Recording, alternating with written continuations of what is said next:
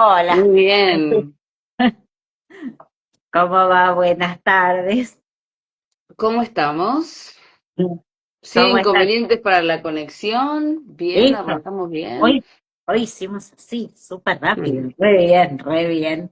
Dios, Bueno, hoy, 17 de octubre, ahora en un rato cuando termina el vivo, sí, tenemos eso. algo que recordarles.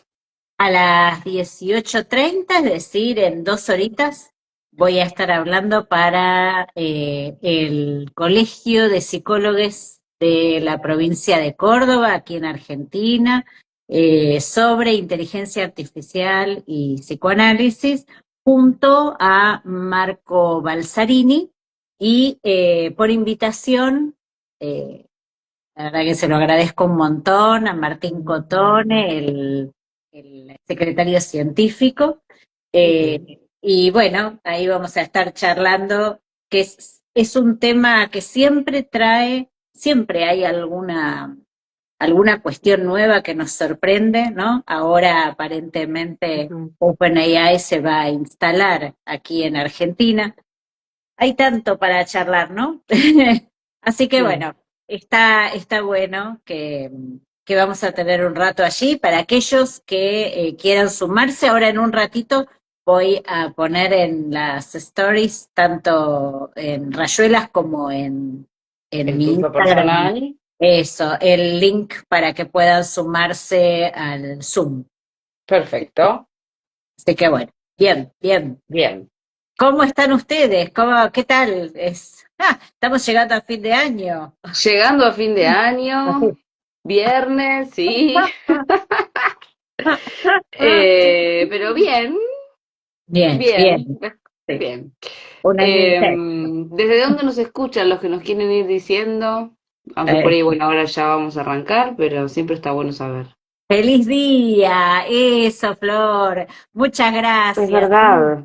No sé en otros países, aquí fue el día del psicólogo o psicóloga o El psicólogue, como lunes. usan en Córdoba, eh, el lunes. Ujú. No sé en otros países. Feliz día, feliz día. Ay, Australia. Australia. Ay, yo fui muy feliz en Sydney, muy feliz. Qué cosa hermosa, me acuerdo que fue como ir corriendo, ni bien llegué a ver ese teatro y me quedé así como impactada. No, no, es fascinante. Maricel está desde Rosario, esa es una trampita porque yo la conozco a Maricel y sé, y Fátima está desde México, así que también. Ay, vivís Bien. en Sydney, qué lindo. No, no, hermoso, hermoso, divino. Bueno, Eso, vamos a hacemos empezar. la arrancada. Eso. Eh, Hoy vamos a hablar de esos finales falaces en el sentido de que tradicionalmente se puede creer que se acabó el espacio de análisis cuando se terminó de analizar el Édipo, ¿no? Entonces, muchos análisis encallan ahí, ¿no? Como, bueno, ya analizamos esto, listo, no hay más nada. ¿Sí? Y para terminar un análisis, y que es muy importante que un análisis termine para que ese paciente pueda salir del espacio analítico y recuperar esa autonomía, vamos a usar esa palabra que está como muy mal vista, ¿no?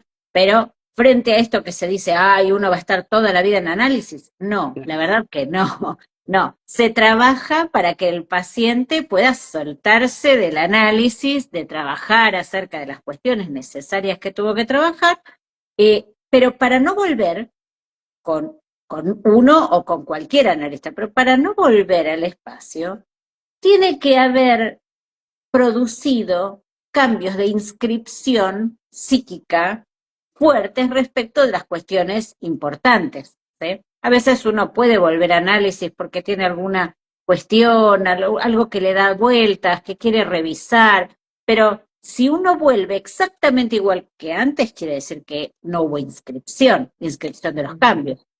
Entonces, vamos a hablar de justamente un ejemplo, digamos, de cómo a veces uno puede decir, bueno, acá se terminó el análisis y ya está, ¿no? y otros momentos en los cuales, ok, ¿a dónde podemos avanzar? ¿Sí? ¿De qué se trata ese más allá? ¿Qué es el más allá del principio del placer del que habla Freud? ¿Sí? Y qué tiene que ver con lo real en Lacan. Pero bueno, vamos a avanzar. Les voy a contar un ejemplo, como vieron que siempre tratamos de ejemplificar y desde ahí levantar a la dificultad clínica. Se trata de un paciente varón, un hombre de, podríamos decir, tercera edad, ¿sí? Que viene por un malestar inespecífico. Es decir, él no terminaba, aparentemente le iba bien, ¿sí? Aparentemente tenía una familia, yo qué sé, con las dificultades lógicas, pero digamos nada significativo, pero sí con una angustia persistente en relación a su hijo varón, del cual él decía trabaja demasiado, ¿no? Yo no podría, ahí me hace acordar Ale lo que vos comentabas unos vivos atrás, ¿no? De no comprender, ¿no? Y bueno, uno puede ahí decir, claro, sí, sí, está preocupado porque, Pobre su hijo, sí. claro, todos los jóvenes, bueno, toda la gente, en muchas edades, digamos, en estos tiempos, trabaja demasiado, ¿no? Podríamos decir. Pero si nos quedamos ahí, no escuchamos, ¿no? Quedamos como, bueno, el amigo, el semejante, y no es esa la función nuestra. Digamos. Entonces, lo que yo empiezo a hacer, como no, digamos, todo aparentemente andaba, ¿no? Fue preguntarle por su trabajo, ¿no? Y lo que vengo a descubrir es que él aparentemente era un hombre que hacía, que tenía, que no sé, de todos esos verbos, digamos, ¿no? Que podemos poner allí, pero que en realidad él tenía una quietud extraordinaria. ¿Qué significa?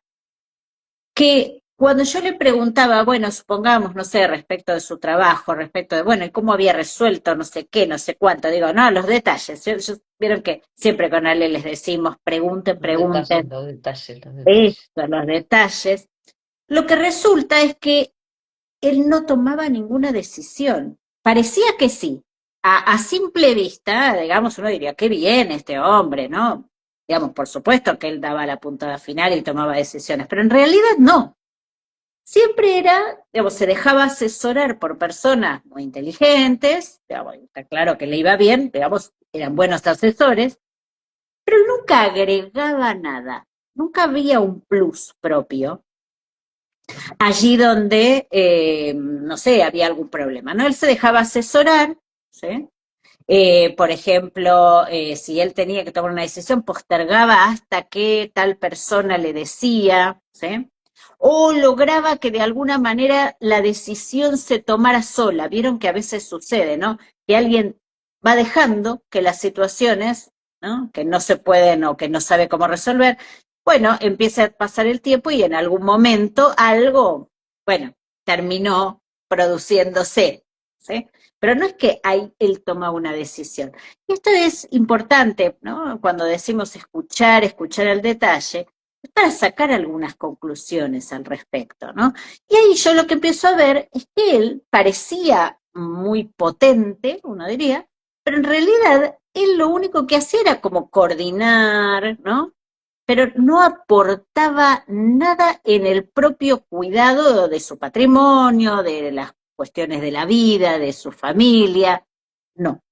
¿Sí? Siento que era un hombre, digamos, sí, en este sentido era sutil, era difícil describir esto que les cuento, porque primero porque para él no era obvio, Ujú. eh, y segundo porque todo iba en contra de esa idea, ¿sí? Entonces, para que él pudiera pesquisar esa quietud y esa quietud extraordinaria, ¿sí? Llevó un tiempo, ¿no? Donde él empieza a conocer lo que nosotros los psicoanalistas llamamos esa otra escena en la que él en realidad no se mueve. ¿No? Entonces, bueno, sí donde él se movía, podríamos decir en su cabeza, era en la preocupación por su hijo. cuando yo le pregunto acerca de esto, él dice, bueno, lo que pasa que cuando alguien trabaja mucho, a él le preocupa que le pase algo, ¿sí? Y entonces ahí las asociaciones llevan a la idea de su propio padre que trabajaba hasta el hartazgo. El papá del paciente había, podríamos decir, muerto antes de lo que imaginaban, ¿sí? Porque en idea del paciente había trabajado demasiado, ¿sí? Y entonces Si uno trabaja mucho, se puede morir. ahí está, ¿no? Ah, Tal cual, tal cual. No, no, está perfecto, está perfecto. Ahí es ese punto donde cuando él hablaba de su hijo, en realidad lo que evidenciaba era un punto de preocupación no pronunciado en relación a su papá. Y lo que aparece ahí es, por supuesto que nadie se imaginaba, ¿no? Nadie se imaginaba que su papá iba a fallecer, era un hombre también muy potente aparentemente, que iba, venía, hacía, digamos, que sí parecía disfrutar de tanta actividad. Y, y empieza a surgir también allí que ese fallecimiento fue mm, muy de repente, ¿sí?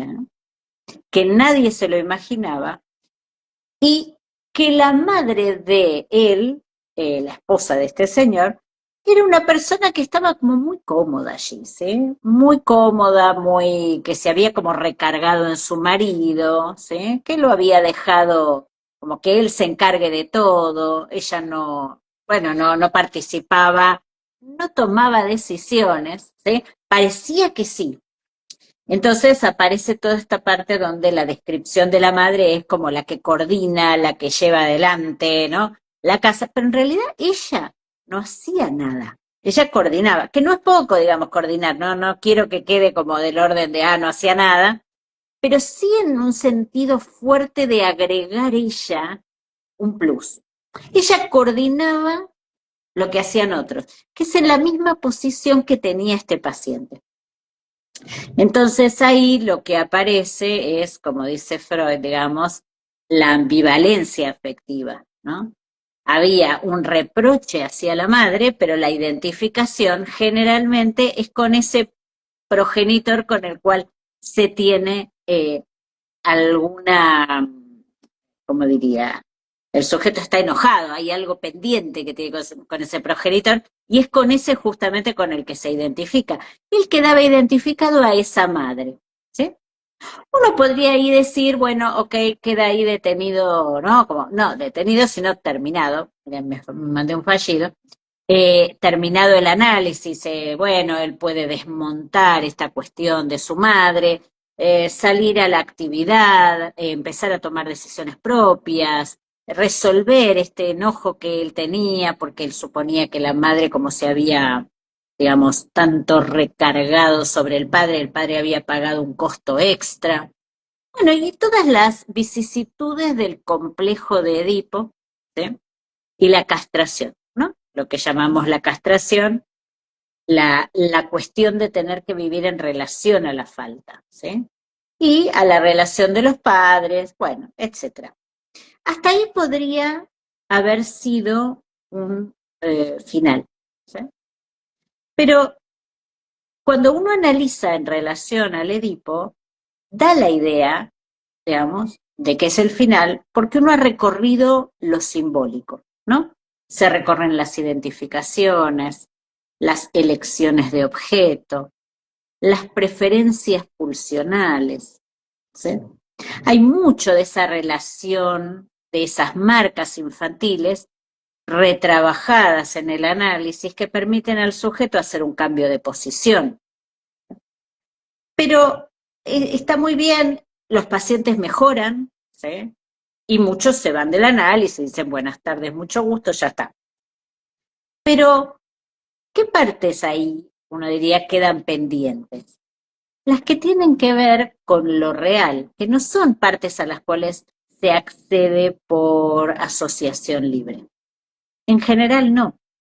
La asociación libre es lo que nos lleva directo, por el lado de la metonimia y la metáfora, nos lleva directo a lo simbólico, ¿sí? A todo lo reprimido, ¿sí? Pero hay toda otra parte del aparato psíquico, ¿no? Ustedes vieron que yo siempre un poco con Ale les hablamos del aparato psíquico y de la cuestión de que tiene distintos sistemas. Y hay partes a las cuales no se accede a través de la asociación libre, que es cuando Freud dice hay dos tipos de inconsciente. ¿Vieron? Cuando Freud dice está el inconsciente reprimido, eso 1923, el yo y el ello, Freud dice, ok, está el inconsciente reprimido y está el inconsciente que no es reprimido, digamos, que tiene que ver con el ello, que tiene que ver con lo pulsional, ¿sí? Que tiene que ver con las escenas, ¿sí?, que están comandadas por el fantasma. Esas escenas no son accesibles, porque si no, por asociación libre se llegaría a todo, y entonces mediante la asociación libre podríamos terminar un análisis siempre en la misma línea, y no es así. Por eso Freud dice, ok, no solo existe las cuestiones, digamos, propias de lo simbólico, sino la construcción, no solo la interpretación, sino la construcción, porque hay cosas que solo el analista puede construir, ¿sí? ¿Vieron cuando hace esa metáfora del rompecabezas y dice, tenemos esta pieza, esta pieza, esta pieza y esta pieza, ¿no? Pero en el medio nos falta una y sabemos que tiene un bordecito acá, tiene una curvita acá, bueno, sabemos las formas, pero no la tenemos. Ok, ahí construimos. Eso es fantasma, eso es trabajo del analista y eso es lo que en general, si bien el analista va trabajando a lo largo del tiempo, siempre con esa escucha, si se detiene el análisis solamente en lo simbólico, se pierde una gran ocasión porque la repetición está en lo fantasmático también. Entonces, bueno, vamos a avanzar, ¿sí? ¿Qué sucede? Que en esa idea de los que trabajan mucho, eh, bueno, se mueren antes, ¿sí? ¿Y qué significa? ¿Por qué se mueren antes? ¿No? Uno podría decir, ¿por qué se mueren antes? De nuevo, salir del lugar de comprensión. No es porque mi papá trabajó mucho que se murió, porque ahí hay algo casi como infantil, ¿sí? Por supuesto que se desgasta, que el sujeto se desgasta trabajando, pero también se regenera trabajando cuando, no sé, supongamos su trabajo tiene que ver con sus marcas, ¿sí? Entonces, no necesariamente el cansancio físico deriva en una muerte temprana. Esto es absolutamente fantasmático, ¿sí? Y ahí lo que aparece, cuando yo le pregunto, es otra cosa. Es que el padre decía, hijo, siempre hay una misión por cumplir. Y ahí cuando aparece esto que no había aparecido antes, aparece la idea de, si hay una misión por cumplir, quiere decir que, se lo voy a decir de otra manera, los que trabajan mucho se mueren antes. Hay algo cuantitativo ahí. ¿Escuchan eso? ¿Sí? Los que trabajan mucho, ¿no? Uno puede decir muchas horas, se mueren antes de tiempo. Es decir, ahí hay algo cuantitativo. Cuando el padre viene, y bueno, aparece recuerdo, hay una misión por cumplir, lo que aparece es, ¿y si yo no sé cuál es mi misión? Y de repente la hice. Si yo empiezo a hacer, y porque es diferente que creer en la vocación, ¿no? Y uno dice, bueno, en la vocación yo voy a ser, no sé, tal persona en el mundo y bla, bla, bla. Eso es vocación, después podemos charlar si eso se hace, se sabe de antes, no importa, eso es otra cosa. Pero digo, cuando el padre le dice, hay una misión por cumplir, ¿cómo no va a tener miedo él? ¿Sí? De morir, digamos, que si trabajo, me puedo morir antes. Entonces, este era el punto. Aparentar que trabajaba, ¿sí? Pero en realidad él no producía nada nuevo, no se movía. ¿Sí? Y Ujú. ahí lo que aparece es que él, de muy bebé, estuvo en un accidente donde se murieron muchos en el auto. Esto es un relato, él no recuerda nada, pero es un relato familiar, ¿no? Donde él se salvó de milagro, él es el bebé del milagro, ¿sí? Y donde muchos, bueno, es una situación muy, muy terrible, bueno, y mueren muchos de su familia, ¿sí? Jovencitos y grandes. Es decir, ahí podemos entrar a romper un poco esto, ¿no? De el que trabaja mucho. Yo digo, fíjense, toda esta otra línea que tiene más que ver con lo imposible de decir, no es que él tenía un recuerdo de y entonces me da miedo morirme, no, no, pero hay algo de esa escena no dicha, de ese accidente en un tiempo temprano, seguramente antes de las palabras, digamos, ¿no? Quien tampoco puede pasar al relato, que es del orden del horror, por eso esa quietud, ¿sí? Lo que Ujú. pasa que con ese padre que dice hay una misión por cumplir, bueno, él por supuesto, a ver, llevaba adelante su empresa, sus cosas, y bueno, a ver, daba esa sensación de movimiento, pero en realidad no. Así que Ujú. bueno, esto es parte de lo que queríamos hoy contarles, de cómo un análisis puede parecer que se acabó, en la parte de lo simbólico, pero en lo real hay estas partes que no van a salir rápido, no van a salir porque, digamos, no son por la palabra, Ujú. sino que son del orden de la construcción que hace un analista y que permite al sujeto, y ahí sí salir de esa quietud mortífera, porque lo que está en juego es que él ya está en el lugar de muerte. Él dijo, digo, inconscientemente, ¿no? Se murieron todos, ¿por qué no yo? Y entonces él se murió antes de tiempo, podríamos decir, igual que su papá tan amado. ¿Sí? Sí, Por y eso también estaba me quedé pensando en cómo esta mamá tampoco aportaba pulsión de vida ni generaba cosas nuevas, al igual que ellos. Había algo en relación a la creación de lo que te hace sentir vivo que no circulaba, ¿no? igual, tal cual, tal cual, tal cual.